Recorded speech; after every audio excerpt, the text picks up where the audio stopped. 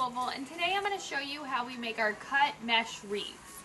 This bunny wreath has been very popular. We're almost sold out of the bunny butts that come with the ears, and so today I'm going to show you the technique to get your wreath to look like this one. What you're going to need is a 24-inch work wreath frame, a 24-inch roll of mesh, and then whatever adornments you want to put on your wreath. Today I chose our home state of Kentucky. It's a wood cutout. You can find them in any state online on Amazon. And I also chose 4 different ribbons. That's how many are in the bunny. And I chose 3 different stems to kind of match the glitter ones I've put in here. To start making your wreath, you're going to take your frame and stand up all your ties. That way when you start to put your mesh in there and cut it, you can kind of see where to go next. Take your mesh and gather the end with about 4 inches of mesh sticking out. I let the rest of the roll drop to the floor so it's out of the way. Now I'm just going to take this where I've gathered it in my hand, open a set of ties, and twist it in the ties. Make sure you twist it a few times. It's all the way down at the base and then it's tight and secure against the frame. Now you're going to take your hand and run it along the mesh and leave about the same 4 inches. There's no need to measure. You're just going to cut it and your mesh is going to look like that. This just allows the mesh to be in the background so your ribbons and all of your other flowers and things show up really well. We've made these before where you leave more mesh, like 6 inches. That's going to give you a fuller and larger wreath. And you can definitely do that. When you do that, you're just going to need more ribbon and things to show up to really be able to stick out beyond that mesh when it's that long. So on the bunny one, I did it all about that 4 inches long. So I'm just going to go to the next tie, lay it in there and twist it. I like to fluff out the mesh as I go and just kind of fill in the holes. And again, pull it and cut it off right at about the 4 inches and fluff it out. I'm going to go ahead and finish the entire ring like this, and then hop down and do the entire outer ring the same exact way. I finished going around both rings of the wreath using that cut method. When you cut mesh, it's always going to want to fray a little bit, but I'm going to let it do its thing, because when I add in the ribbon cuts all over, it's going to make it really cute and kind of airy and fun. The next step is going to be to add in your accessory. I've chosen the Kentucky cutout. This would be your bunny butt, your cupid butt, anything like that that you want to twist into the middle of your wreath. I've drilled 2 little holes in the ends with a hand drill, and now all I'm going to do is just add a little pipe cleaner through them so I can twist it into my wreath. The bunny kits, the cupid kits, the birthday cake, all of those kits have wires already attached to your adornments, which makes it really easy to do. It's kind of the way you added in the snowman kit on the Christmas wreath video. So I've got those 2 added on there. I'm going to place it in my wreath and twist them onto the wire frame. You don't want to twist onto the mesh because that won't hold it. You're going to want to go all the way into the wire frame. After you get that in, move your mesh around so it doesn't cover any parts of it, but it also looks really full all around it. Now you're ready to start with your first ribbon. Next, you're going to add in your ribbon. I chose 4 different ribbons to fill it in really nicely, and they're all kind of neutrals and greens. The one you're going to want to start with first is the one that you want to be in the background, that you're going to put the most of it in there. So I'm going to choose this burlap with the black and white edge, and I'm probably going to end up fitting the entire 10-yard roll into the wreath.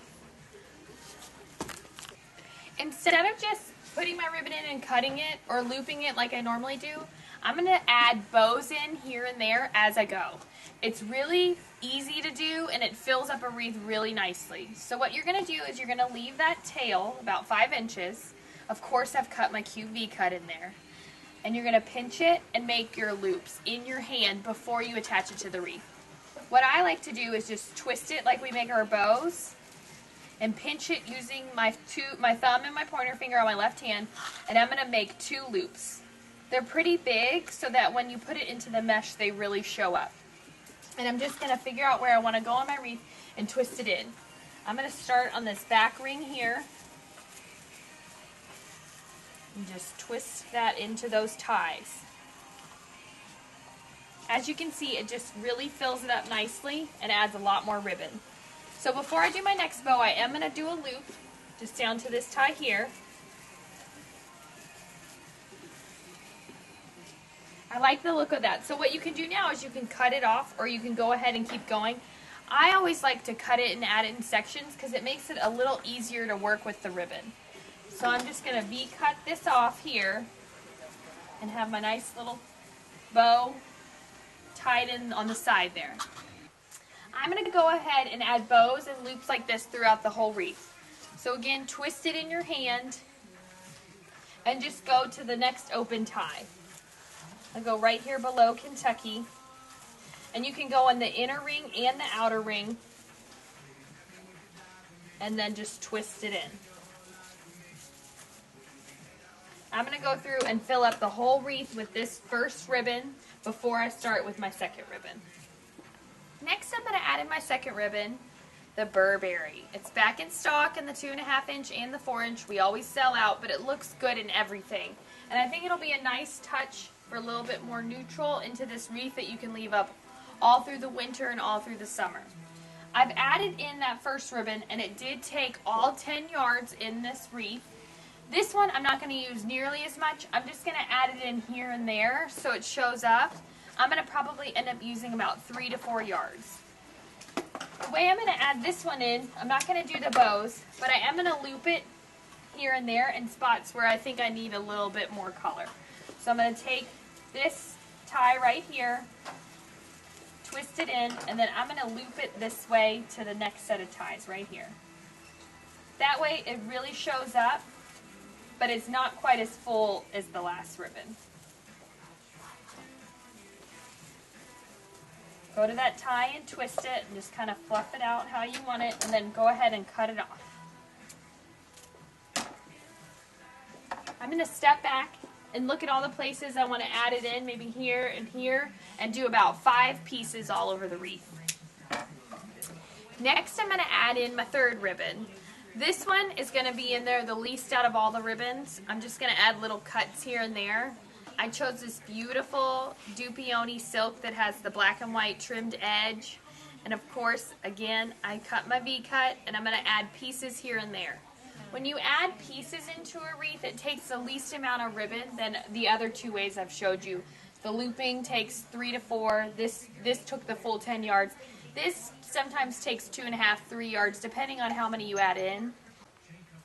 I'm just going to stick them in a few of the front ties where it'll really show up, maybe in the middle of those bows all over the wreath, and it's going to end up taking about 2.5 yards.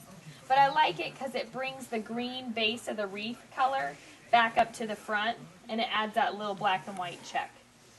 So it ends up being about a 10-inch piece that you're cutting in there. I never cut them ahead of time. I put them in there and see how long I want them, and then cut them once they're in the wreath. So I'm just going to go through, add those here and there, and then move on to my stems. I finished adding in my third ribbon all over, and now I'm going to start with the stems. The first stem I chose is this really nice wire branch. Each branch is wired, and I can cut it in a few different pieces and add it all over.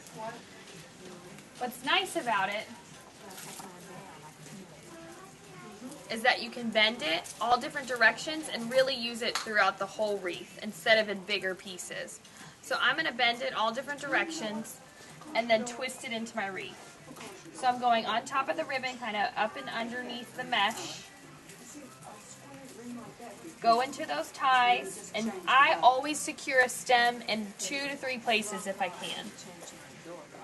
So I'm going to go in, find a few places to twist it so it's really secure, and then that allows me to go back and bend my branches all over the wreath. So I can twist them in and out of the ribbon because they have that nice wire underneath the mesh, kind of coming from all sides. And I'm going to take all these pieces of the stem and do that throughout the whole wreath to give it a nice airiness. I finished adding in that wired branch stem all over the wreath, and as you can see, it just really adds a nice airiness to it, a natural look that goes really well with all the colors we've done so far. Next, I'm going to add in this little bunch of flowers that I love the color. This is nice because it comes with all these different leaves and berries and things in the same bundle, and it's just tied together. So when you take that tie off, you can use all of these stems separately. So you can really have more control over where you put them in your wreath. I like these just because they add a little bit of color. That nice bright coral with all the green and black and white. So what I'm going to do is just cut them apart and use different pieces of them together throughout the wreath. So where I added one of those bright poppies, I'm going to pair it with one of the nice greenery stems that comes with it.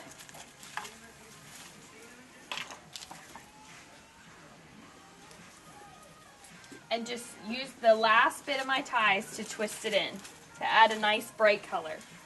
Sometimes when I have more than one stem like this, I'll twist them together so that they're all in the wreath in one piece and they're not separated and gonna fall out at any point. So they're really secure. I'm gonna go into the tie, lay it in there and twist it. With these, you don't have to get it in 2 or 3 places. Just really twist it tightly with the tie that you have. Kind of spread your ribbon around it and the leaves. And I think that's just nice. It adds a little bit of color. I'm going to use the other 2 poppies that came in the same stem just to put around wherever I think it'll look the best. I finished adding the poppies in all over, and I think the wreath's done. I know at the beginning I said I wanted to do 4 ribbons, but after filling it all in with everything, I really don't think I need this one. And sometimes it's hard to stop, but I'm going to this time. I hope you like this tutorial. Use it to make all your wreaths for Valentine's Day, summer, Halloween, Christmas, and make sure to check out all of our other videos as well. Find us on Instagram, check us out on Facebook, and Pinterest.